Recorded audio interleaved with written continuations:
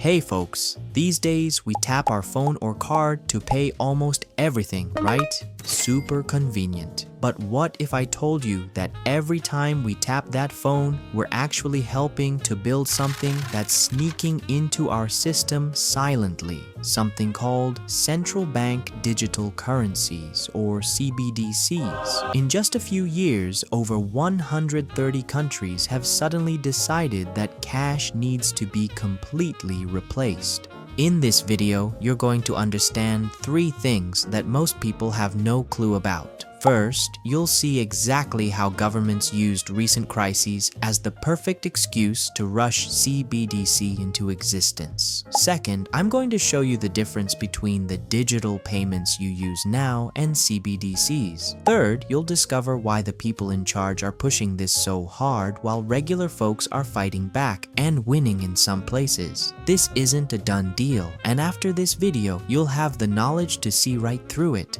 Show me what you got!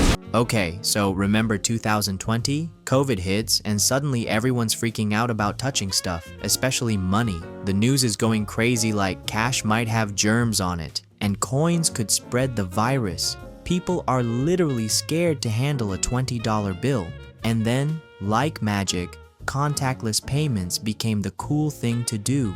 It's like when your mom tells you to wash your hands, but for your whole wallet. At the same time, governments needed to send people money fast. You know, those stimulus checks? But here's the thing, mailing checks takes forever, and not everyone has bank accounts. So someone in a fancy suit goes, hey, what if we had digital money we could just zap directly to people's phones? Boom! CBDCs suddenly sound like the perfect solution. But wait, it gets better. Officials literally called COVID a catalyst for digital transformation. Like, they're not even hiding it. A health scare just opened the door for money that the government can track every time you buy a coffee. You tell them I'm coming! And hell's coming with me, you hear? Now, if COVID was like pushing a boulder down a hill, what happened next was like strapping rockets to it. In 2022, Russia invades Ukraine. The US and Europe basically kicked Russia out of the global banking system. It's like being banned from the internet, but for money. Every other country's watching this like, holy crap, they can just turn off our money. It's like realizing the playground bully controls the only water fountain. So what happens? Countries start building their own financial plumbing, CBDCs that don't need the US dollar. Projects doubled practically overnight. Here's the pattern, and it's kinda creepy. Every time there's a crisis, CBDCs get sold as the hero that'll save the day. It's like a superhero movie, except the superhero might actually be the villain. You probably pay with your phone all the time. Apple Pay, Venmo, whatever. Super easy, but CBDCs are totally different. Imagine if your money came with a built-in supervisor. There's this guy who runs all the world's central banks. His name's Augustine Carstens. Here's what he said. And there is a huge difference there.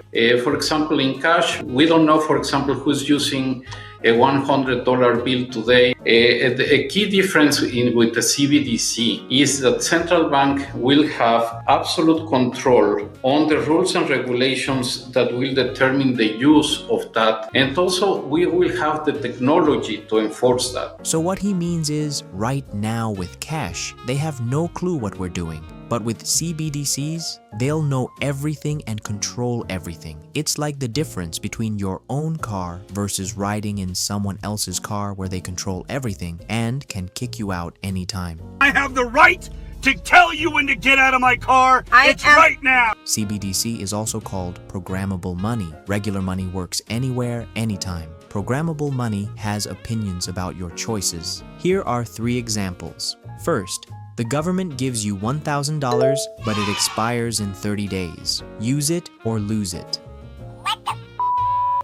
Second, you get benefits, but the money acts like a strict parent. Bread and vegetables? Sure. Beer? Nope. Access denied. Third, your savings shrink if you don't spend fast enough. They call it negative interest rates. This isn't future stuff. China's already doing this, and the numbers are huge. In just 1 year, their digital yuan hit over 7 trillion yuan in transactions. That's about 1 trillion US dollars.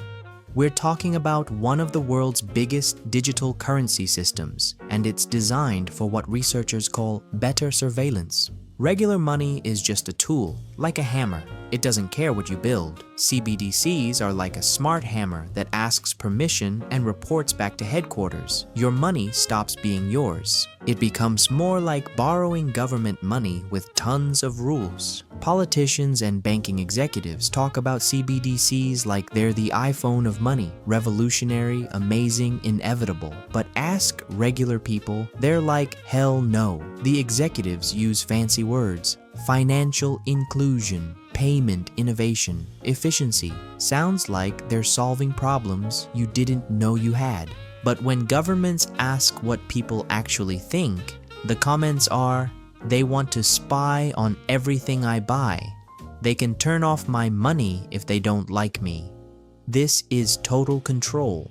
It's like one group is talking about a cool new phone, the other group sees a tracking device. And regular people are winning these fights. In the UK, they asked about a digital pound. Usually maybe 12 people respond to government surveys about financial stuff. This time, 50,000 people wrote in. That's an entire small city saying, we need to talk. Most asked, how do we know you won't spy on us? The pressure was so intense the government had to promise privacy laws first. In America, Congress passed the CBDC Anti-Surveillance State Act. When your law is called the Anti-Surveillance State Act, people are clearly worried because people fought back. The US took a different path. They're not rushing into CBDCs like other countries. Bottom line, when governments say one thing but people worry about something else, regular folks can push back hard enough to make politicians listen. What happens next isn't decided yet. Your voice can actually change things. Look, here's what it comes down to. CBDCs are not just digital cash. They're like trading in your car for a rental that comes with a GPS tracker, a speed limiter, and a remote kill switch. Your money stops being your property and becomes more like a subscription service that can change the terms whenever they want.